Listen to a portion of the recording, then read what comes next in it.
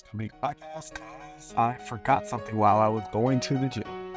So now I have to drive all the way back home just to pick this thing up. And the thing I forgot, ironically, it is just my Apple Watch, because I like to track my swimming and know the distance, even though I do the same distance every time. But I like to see what my speed gains and stuff like that by seeing how long it took me to do that distance. And yeah, so I dragged back. So I was like, okay, here's something I wanted to talk about anyway.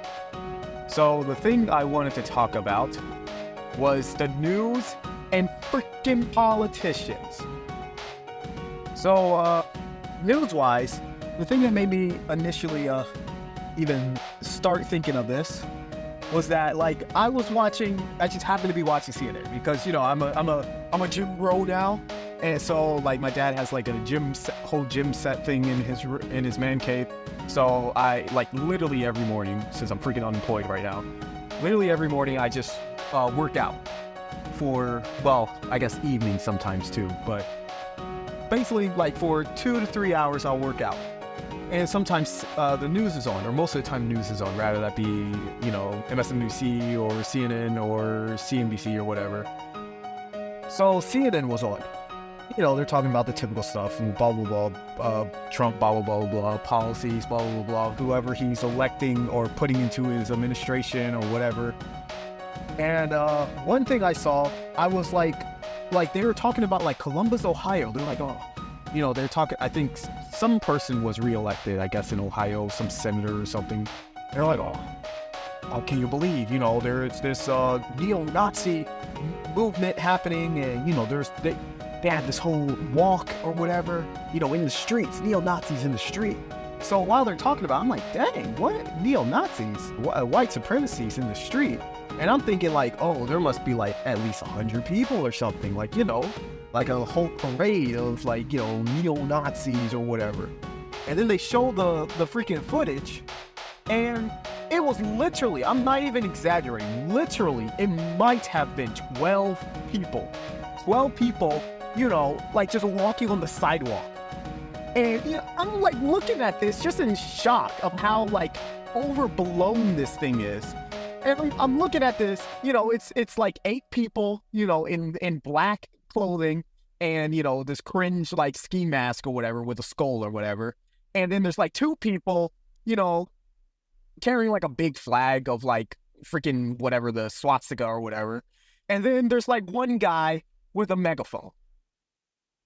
So literally it's a group of friends, idiots, whatever, walking the streets doing their cringe. Why is that on the news? Why is that on CNN, national news of 12 idiots doing walking in the sidewalk doing their whatever cringe? That's what annoys me about the news. Everything they do, I know it's they always say, oh, 24 news cycle, that's why, oh, everything. But it's who cares that 24/7 news cycle? What I care about is that because it's 24/7, they use that time to talk about stuff that doesn't matter and act like it does. Okay, a group, a 12, if it's they're talking about a freaking student book club of 12 people doing some type of retardation. And this retardation of the time is, their neo-Nazi whatever cringe. Why is that on the news? This is some type of crazy thing. Oh, there's 12 people walking the streets being dumb. You can find that in any location in the world. Find 12 people. I can find 12 friends and do something. Are they going to talk about me? If I'm I'm going to find 12 people and we're going to talk about drinking pee or something. That's dangerous too. That's insane too.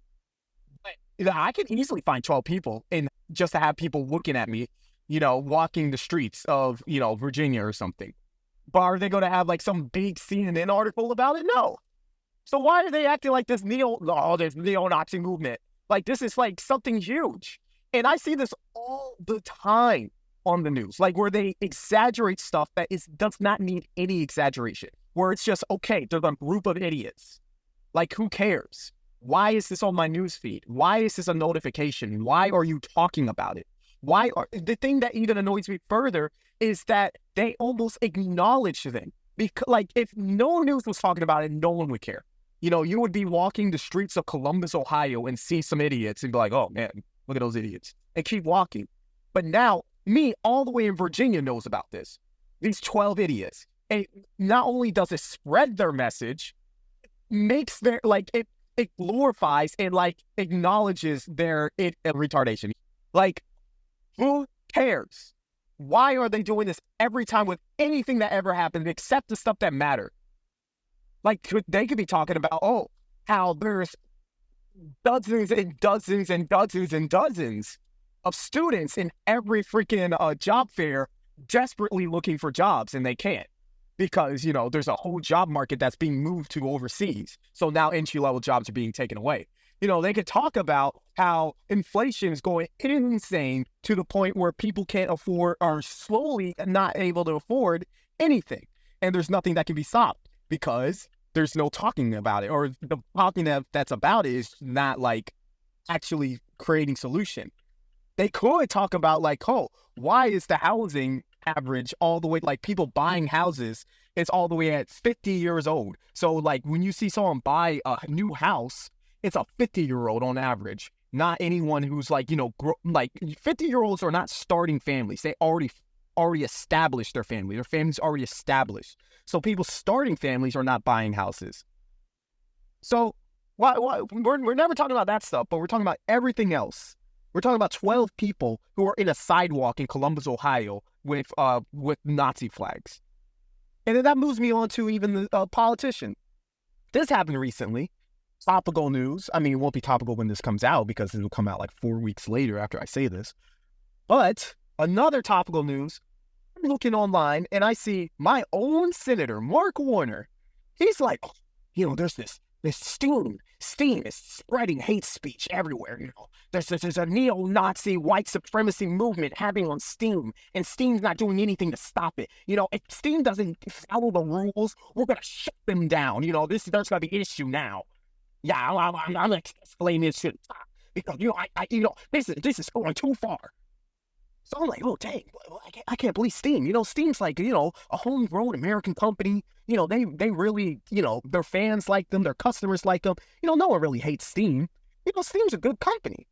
You know, if Gabe Newell, you know, he's doing a good job. I'm like, I'm shocked. Well, this is crazy. I can't believe Steam, of all things, and my own senator, Mark Warner's. You know, that's important that it's a Virginian senator talking about this, not Washington State, you know, where Steam is.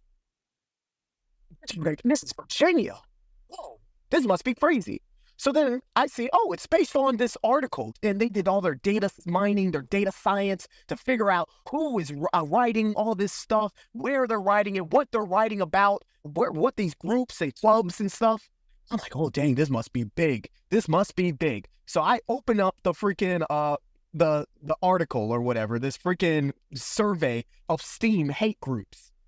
And they're like, you know, I'm reading through it fully because, you know, I'm not an idiot. I don't just skim. I read through it fully. Sometimes, you know, I might even, what a lot of people could have done, maybe the senator could have done, is go on freaking ChatGPT and have it summarized. You know, have it talk about it all in one good swoop without, you know, all the cringe, all the bluff and all the fluff, you know. So I did that too. So, you know, really own in. Because I was reading it, I was like, there's no way I'm reading this right. Surely not. Because, you know, if I'm reading this right, surely, or this country is just focusing on anything that's not the stuff that's important. So I go do it on ChatGPT. And it basically everything I was thinking, completely exactly what happened. So they looked through 465 million accounts and like 200 and something million freaking like messages or whatever, like 200 million accounts, 400 million messages, something crazy, huge numbers. And they found evidence of hate speech. How much evidence do you think they found? Let me tell you, they found 1 million messages of hate speech and white supremacy. I'm like, that's literally 1/10 of a percent, not 1% of Steam, 1/10% of steam. So, okay. 1/10% of steam is having crazy hate speech. Oh man, 1 million evidences out of, 600 million whatever stuff, almost a half a billion stuff. They found 1 million. 1/10%, I add, again, just to make that even more clear, 1/10 of a percentage, not 1%, 1/10 of a percentage. So 10% of 1% of the freaking community is doing this hate speech. So now I'm like, okay, man, further. Go deep into, what types of categories of hate speech, and over one half, I think it was like 56% of that. Remember, 1/10 of a percentage of those messages. So 0.01% of steam. Over one half of those messages were Pepe the Frog. Pepe the freaking Frog. Internet culture personified, just a normal little meme. Pepe the Frog. They're considering, that has to be hate speech. If there's a Pepe the Frog at all, it's going to be hate speech. It has to be, it just goes without saying. Pepe the Frog is hate speech.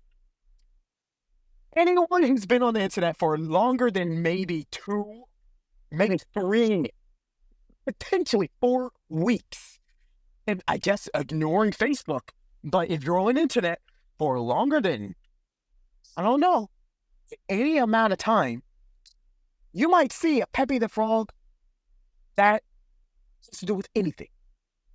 It's just a meme. It's literally just a character that has a funny face and people use for every emotion. Yeah, some people use it for hate speech. Some people use it for a funny meme. Some people just use it as a emotion, like an emotion gift, like an emoji almost. Just because it's a Pepe the Frog doesn't mean it's hate speech. But remember, they're considering out of that 1/10 of a percent. They're considering 1/2 of that 1/10 of a percent is Pepe the Frog. So that means they're considering even normal, like, someone making a Pepe the Frog of freaking Skyrim being like, man, when the giant hits you or something and they show Pepe the Frog looking sad. They're considering that as also hate speech because it's Pepe the Frog, and Pepe the Frog just it goes without saying that's hate speech. So I'm even further shocked. You even have to look at the rest after that, because that means this is not only bias, it's a misconstrued, busted statistics that have no relevancy at all. And what's the worst part is these poorly made statistics are used as proof that Mark Warner needs to threaten Steam that if they don't get their act together and stop this hate speech, that they're going to take down the whole website or whatever they're going to do, which is insane, by the way. Is insane. This senator could be focusing on literally anything else.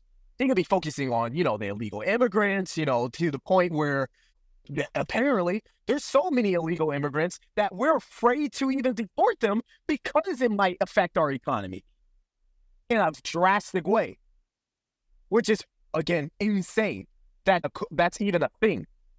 That we have so many illegal immigrants working in certain jobs that if we deported them, now we're afraid that the prices are going to go up because there's so many working in these jobs. Not immigrants, illegal immigrants. There's that many. And that's just in the food sector, where they're like, oh, if we deport them, it's going to ruin everything. We just can't. That's not feasible. We can't do that. You could be focusing on, the job market. How people who have studied for years and years, fully in debt, indebting themselves to the college loans just to get a job, they can't find it because, of course, it's cheaper to just outsource it or offshore it. Of course, it's just, why wouldn't you take the cheaper option? It's not like there's any downside to doing that, to not hiring any American, even though you are an American company. Oh boy. So they're not paying taxes, and they're not hiring. So they're useless. They're literally useless. They're just here. They're just here to be here. We can just brag. I mean, we do McAfee. We host McAfee headquarters. They barely pay taxes. They don't even hire their own citizens. What is their use? What is their use? And they bow down to any other country that pays enough. Obviously, say, for example, China, because China is a growing economy, they will bow down because they're trying to make a profit. So they don't want to risk having lower profits for the year. So what is their use? No. The senators aren't going to talk about that. But what about, how every one of our adversaries are catching up? Maybe we're not catching up fully yet, but they are catching up in many of the tech sectors. And it's happening quickly how fast they're catching up. We don't have a strategy for that. No. Let's not talk about that. Let's not talk about the housing market. Oh, no. Let's not talk about inflation. No. Let's not talk about the monopolization of the tech sector, or, to be honest, any sector in the U.S. that can make a fair amount of money, where any person who even creates a startup or a small business, their only hope of competing is to get bought out by another company, get acquisition by Google, or get acquisition by Johnson & Johnson or whatever.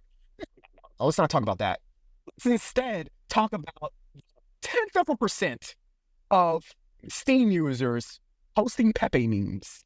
Yeah, that's where we're going to focus on. That's definitely what our constituents care about. That's definitely where we got to put, that's that final straw. That Steam, Valve, that was the final straw. Pepe?